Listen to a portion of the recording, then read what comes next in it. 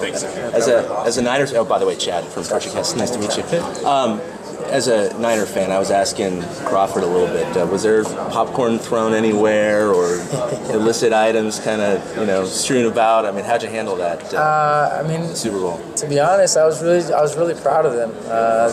They fell behind early, and I think they showed a lot of heart and passion like we have.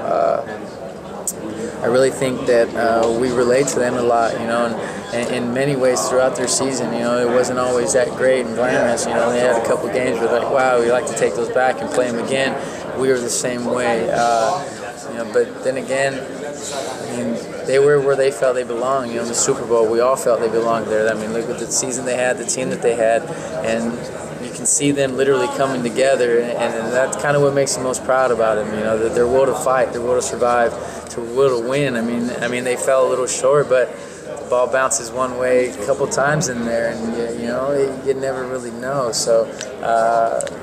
Yeah, I think it's amazing the difference between baseball and football. Baseball, you got your 5 or 7 game series, and so you can get down 0-2, which might be down in the third quarter or something in football. In the first quarter, second quarter. Exactly, and look what they did. But they got to do it on that one night. I know Hunter Pence had his famous first speech or whatever in Game 3 in Cincinnati, and obviously after the 7th inning, when you guys had 1 hit so far, it wasn't looking that good. But I mean, what did that really do something to the team, which kind of propelled them to at least hang in that game to win it in the 10th? And then of course, you guys caught fire after that. Yeah. Yes, sir. I mean, it's just unbelievable ride.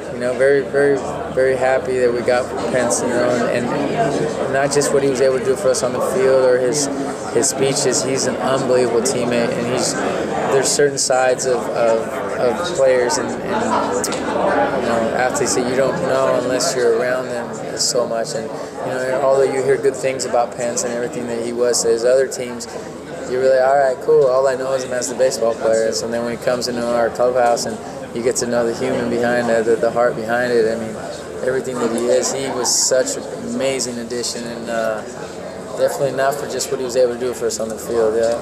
All in all, very, very thankful for that, man. In the off-season, besides a regular training regimen, how much do you throw? I mean, not a whole lot. Yeah. I've been blessed with kind of a rubber bandish arm where it doesn't take me a whole lot. My mechanics are simple enough to where I can pretty much just kind of jump into them and not really miss a beat. Let's see. I mean, really, no, I really don't throw a whole lot. I really don't. Yeah. So you just come right in the season after obviously eating well and training, and then just start throwing, basically getting ready now for the Classic and everything. Me personally, I start throwing in the middle of December. Just play catch, loosen up, and then January comes into play. You start testing yourself, pushing yourself a little bit, and towards the end of January, like the last week or so.